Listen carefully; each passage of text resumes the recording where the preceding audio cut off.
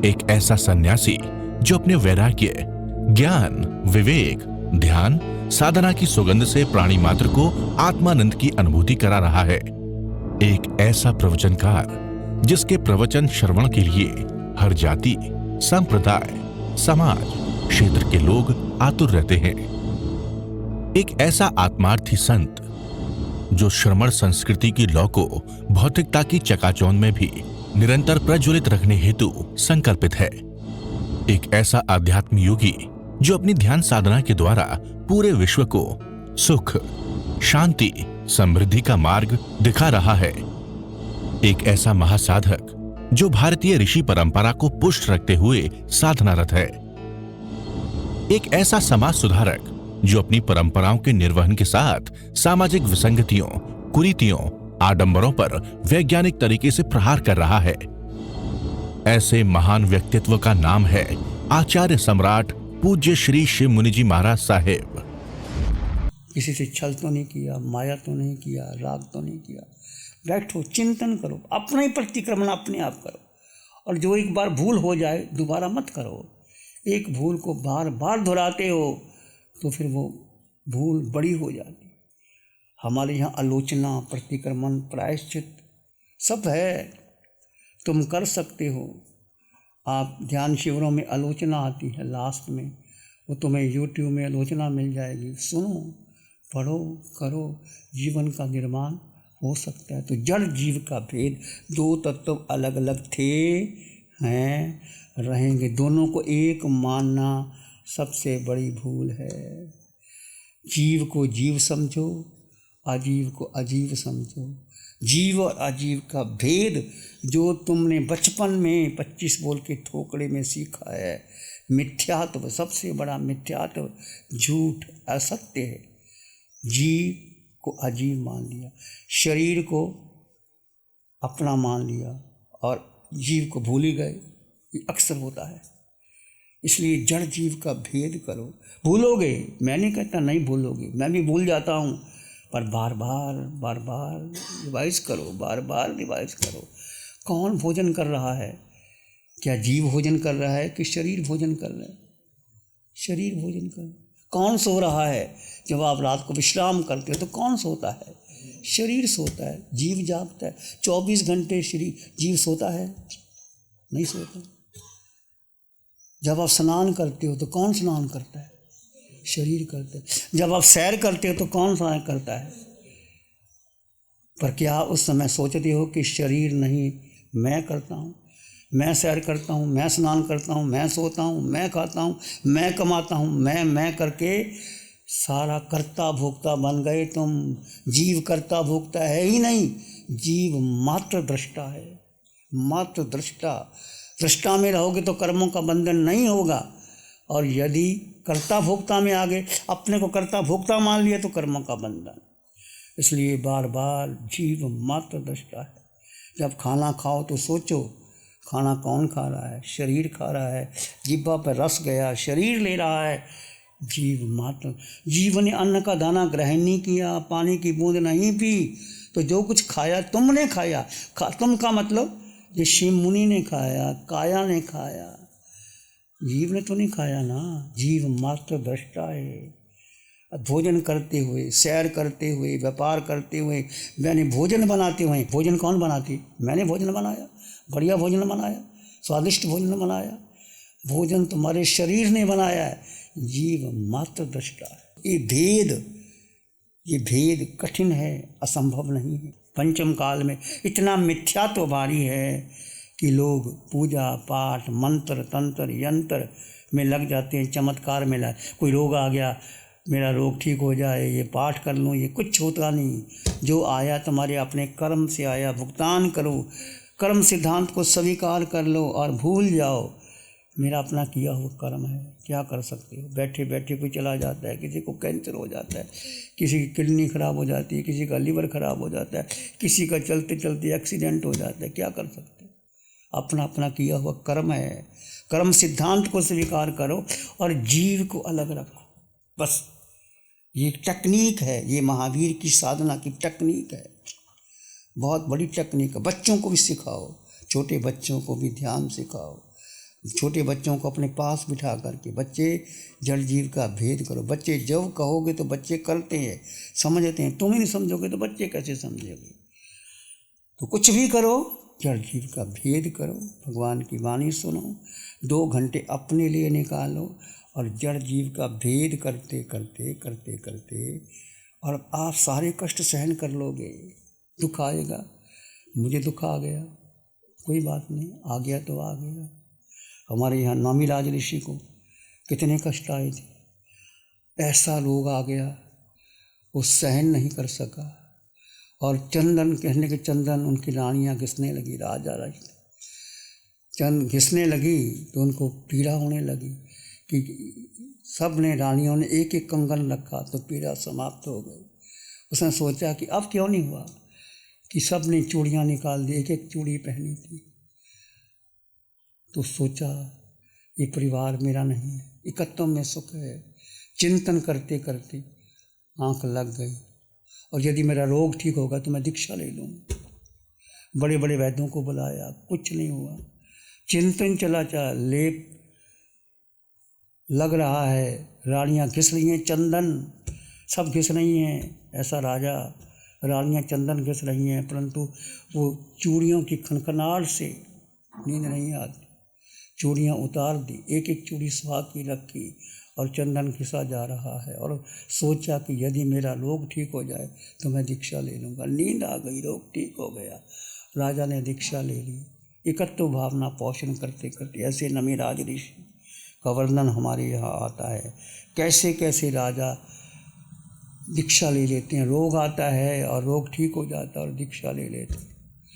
तुमको रोग आता है, कभी सोचते हो कि मैं भी दीक्षा ले लूँ? डॉक्टरों के पास जाते, बढ़िया से बढ़िया डॉक्टर, यहाँ डॉक्टर नहीं मिलता, अमेरिका में चलते हैं, पैसा बहुत है, अमेरिका से इलाज कराएंगे, वहाँ की सर्जरी करवाएंगे, वहाँ घूमने जाएंगे। अरे भाई कुछ नहीं रखा, कहीं चले जाओ, ठीक होना तो हो जाओगे, नहीं ठीक होना तो कुछ होने वाला नहीं। अपने को समझो जाना। तो शास्त्र में ऐसे साधकों का विशेष रूप से उल्लेख किया गया है कि इनके जीवन में सर्व सुख सुविधा के साधन थे, परंतु भगवान महावीर की देशना सुनी और वो सिद्ध बुद्ध और मुक्त हो गए आत्मवान। धन्ना, शालीभद्र और भरत चक्रवर्ती का वर्णन आता है। धन्ना की कितनी पत्नियां थी? तुम्हारी कितनी पत्नी? वो भी काबू नहीं आती। शालीभद्र की कितनी थी? 32 पत्नियां और बेटियां ऊपर से आती थी, उनके पिता भेजते थे, इतने सुकुमार। और धन्ना कैसा वैराग हो गया। शालीभद्र की बहन सुभद्रा धन्ना को स्नान करा रही है। 8 पत्नियां धन्ना को, पुराना ज़माना था पत्नियां स्नान कराती, आजकल तो कोई पत्नी स्नान नहीं कराती होगी। तो स्नान करा रही है, सुभद्रा की आंखों में आंसू आ गए। धन्ना ने कहा, सुभद्रा क्या तकलीफ़ है? मैंने कुछ कहा, इन्होंने कुछ कहा? नहीं, आपने कुछ नहीं कहा। फिर आंखों में आंसू क्यों? मेरा भाई दीक्षा लेने जा रहा है। कब लेगा? 32 दिन के बाद एक एक पत्नी को छोड़ेगा। धन्ना ने कहा, वो तो कायर है, वो कायर है, 32 दिन रहा कि क्या एक दिन छोड़ दे? अब बहन की बात चुप गई। भाई और बहन का बड़ा रिश्ता ऐसा होता है। चाहे पति ने कहा, किसी ने कहा। सुभद्रा ने कहा, पतिदेव कहना आसान है, करना बड़ा मुश्किल है। धन्ना ने कहा, अच्छा। स्नान करते करते, ऐसे कथानक है कि स्नान करते करते उठ गया, बस अब नहीं, अब मैं उठ के बस अब दीक्षा लूँगा। सुभद्रा ने कहा, नहीं, गलती होगी मेरी, मैं तो वैसे मजाक में कह दिया था। नहीं, अब तुमने कह दिया तो कह दिया, मुझे कहने का अधिकार किया था, मैं छोड़ता नहीं किसी को, वो कैसे छोड़ेगा? कहते धन्ना स्नान करने उठ गया था और दीक्षा ले ली थी। शालीभद्र ने दीक्षा ले ली थी। एक वाक्य से धन्ना का जीवन बदल गया और कैसे उच्च कोटि की साधना की। शालीभद्र की 32 पत्नियों ने दीक्षा, जम्बू स्वामी की 8 पत्नियों ने, निरामय कोट की संपत्ति आंगन में पड़ी है, पर वो दीक्षा ले लेते हैं। प्रभव चोर आता है, वो भी दीक्षा लेते, उसके साथ उनके माता पिता। वो तो कैसा समय था, कैसी बात थी। तो हम देखते हैं कि कैसे कैसे राजा महाराजा दीक्षा ले लेते हैं। धन्ना, शालीभद्र, भरत चक्रवर्ती शीश महल में केवल ज्ञान हो जाता है। ऐसे चक्रवर्ती 6 खंड के राजा, अंगूठी गिरी, शोभा उतर गई, सारे भूषण उतार दिए, देखा ये तो शरीर का श्रृंगार है, मेरा कुछ श्रृंगार है ही नहीं। चिंतन करते करते करते पहली भाव की साधना होगी। एक भाव की साधना नहीं होती तो मत समझो कि एक भाव में आपको केवल ज्ञान हो जाएगा। भगवान महावीर के 27 भाव की गाथा देखो। नैसार के भाव में उनको सत्य का बोध हुआ था। धीरे धीरे कैसे कैसे महावीर आगे बढ़े, कभी नीचे गिरे, कभी कहाँ। अभी तुम भी साधना शुरू कर दो। ये अवसर है, बार बार अवसर आने वाला नहीं है। मानव का जीवन पता नहीं कब क्या हो जाए। जब तक बुढ़ापा नहीं आता, जब तक इंद्रियां शिथिल नहीं होती, जब तक आदि व्याधि नहीं आती, तब तक धर्म का आचरण कर लेना चाहिए। भगवान महावीर गंधर्व गौतम को बोलते हैं, समयम गोय माप माए। हे गौतम, क्षण मात्र का प्रमाद मत करो। हम 24 घंटे में कितना प्रमाद करते हैं। सोचो, विचार करो, क्या धन काम आएगा, बेटा काम आएगा, पत्नी काम आएगी, शरीर भी जवाब देगा। जब आयुष कर्म है तो है, आयुष कर्म निकला तो शरीर जवाब दे जाता है। सब सामान्य खड़े रहते हैं। सिकंदर महान, सब कुछ जीतने वाला, हार गया, रोग आ गया, मिलना चाहता था, माँ को नहीं मिल सका, और बड़े बड़े वैद्य राज सब आ गए, सारी संपत्ति इकट्ठी कर ली। वैद्यों ने कहा कि अब कोई इलाज नहीं कर सकते। सिकंदर ने कहा था कि मुझे 12 घंटे की मोहलत दे दो कि मैं अपनी माँ से मिल सकूं और कह सकूं, माँ तूने जीवन तो दिया था पर मैं नहीं कुछ प्राप्त कर सका। तो सब मुँह लुकाए बैठे हैं, कोई कुछ नहीं कर सकता। कहा जाता है इकट्ठे घर जहाँ के जड़ दुनिया के माली थे, इकट्ठे घर जहाँ के जड़ दुनिया के माली थे। गया सिकंदर तो दोनों हाथ खाली। हमारे हाथ क्या होंगे?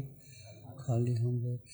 और आए थे मुट्ठी बांध के, जाओगे खाली हाथ, मैं भी जाऊंगा और आप भी जाओ। कोई मुट्ठी बांध के लेकर नहीं जाता। एक सुई की नोक भी नहीं ले जा सकते, जो सब कुछ यहीं रह जाएगा। इसलिए सोचना, विचार करना, चिंतन करना।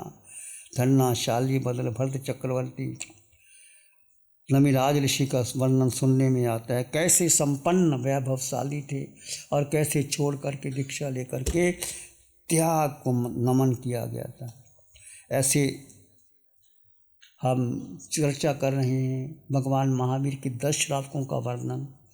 2 श्रावकों का वर्णन आपने सुन लिया। आनंद, जिसके पास 12 करोड़ की संपत्ति थी, और कामदेव के पास 16 करोड़ की संपत्ति थी, 60,000 गायें थी। अब तीसरे का वर्णन चूलनी पिता। चूलनी पिता के नाम से, हो सकता है उसकी बेटी का नाम चूलनी हो, उसका नाम चूलनी पिता था। और कई बार संतान के नाम पर नाम रखा जाता है, कई बार पिता के नाम पर रखा जाता है। जैसे भगवान महावीर त्रिशला सिद्धार्थ तो देवलोक गए, महावीर मोक्ष चले गए। कभी कभी संतान अपने माता पिता से भी ऊपर उठ जाती है। शास्त्रों में माता पिता के नाम पर बालकों के नाम पड़े हैं, जैसे मृगा पुत्र, थबच्चा पुत्र, तेतली पुत्र। पहले नाम नहीं थे पर ऐसे प्रसिद्ध हुए। मृगा पुत्र कैसे वो झरोखे में देखते देखते देखते जाति समण ज्ञान हो जाता। ये रूप तो मैंने देखा था, ज्ञान हो गया कि मैं साधु बना था, मैं नरकों में गया था। नीचे आया, राजकुमार था, महल थे, हीरे जवाहरात को छोड़ करके माता पिता को कहता, माँ मैंने दीक्षा लेनी। ऐसा वैराग्य उम्र आता था, सत्य का बोध हो जाता था। पंचम काल, 4 बार मिथ्या, तो ये केवल आपको ये समृद्धि नजर आती है, जो समृद्धि है नहीं, समृद्धि तो भीतर है, भरी पड़ी है। तो उसकी हम चर्चा करेंगे। चूलनी पिता की, जिसकी बेटी के नाम पर उसका नाम पड़ा, बड़ा समृद्ध श्रावक था। और कितनी संपत्ति थी, 24 करोड़ की संपत्ति। तो श्रावकों का वर्णन आता है। इतनी संपत्ति होने के बाद भगवान महावीर के पास गए, भगवान की वाणी सुनी। भगवान ने 2 धर्म बताए, एक श्रावक का धर्म, एक साधु का धर्म। चिंतन किया, मनन किया, मैं साधु नहीं बन सकता, मैं श्रावक बनना चाहता हूँ। खड़ा हो गया, भगवान मुझे श्रावक की दीक्षा दीजिए। फिर वो कैसे दीक्षा लेता है, उसका अवसर्ग कैसे आता है, उसकी चर्चा हम कल करेंगे। ध्यान करें, आंखें बंद, मन वचन काया शांत, शरीर शांत, विचार शांत, सृष्टि शांत, वातावरण शांत, हर दिशा हर किनारा शांत शांत शांत। सिर के सिरे से पांव के अंगूठे तक अपने भीतर शुद्ध चेतना का एहसास कीजिए। तो मात्र मात्र मात्र आत्मा, जड़ और जीव का भेद कर दीजिए। 2 तत्व जुदा जुदा है। इस आकार में निराकार आत्मा, शुद्ध आत्मा, पवित्र आत्मा,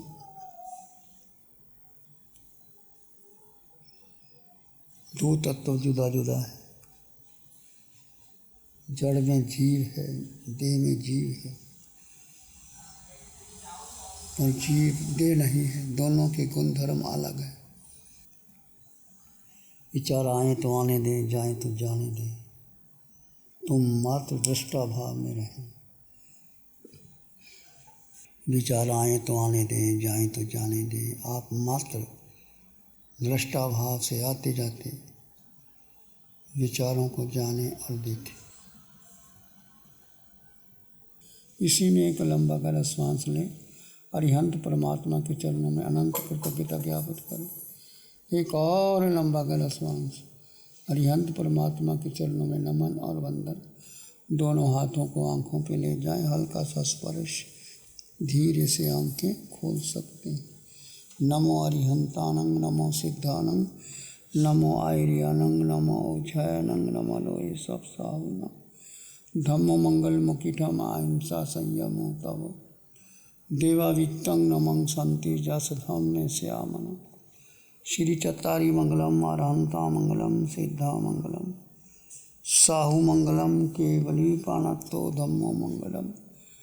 चत्तारी लोगुत्तमा, अरहंता लोगुत्तमा, सिद्धा लोगुत्तमा, साहु लोगुत्तमा, केवली पाणत्तो धम्मो लोगुत्तमा। चत्तारी शरणं पवज्जामि, अरहंते शरणं पवज्जामि, सिद्धे शरणं पवज्जामि, साहु शरणं पवज्जामि, केवली पाणत्तं धम्मं शरणं पवज्जामि। चार शरण दुख हरण जगत में होरण शरणा कोई होगा। जो भव्य प्राणी करे आराधन, उसका जर अमर पद होगा, उसका सदा ही मंगल होगा। पिछले 60 सालों से केजीओसी ग्रुप अपनी 4 ब्रांड कोहे, कंगारू, म्यूनिक्स और माइल्स के माध्यम से हाई पोजीशन प्रोडक्शन के द्वारा दुनिया में जाने माने लार्जेस्ट मैन्युफैक्चरर्स में से एक है। जैसे staplers, staple remover, paper punch, gun tacker, app tool, geometric tools, stitch wire और किचन में यूज होने वाले प्रोडक्शन से दुनिया के लगभग हर देश में उपलब्ध है। ये प्रोग्राम केजीओसी ग्रुप के सौजन्य से प्रस्तुत है।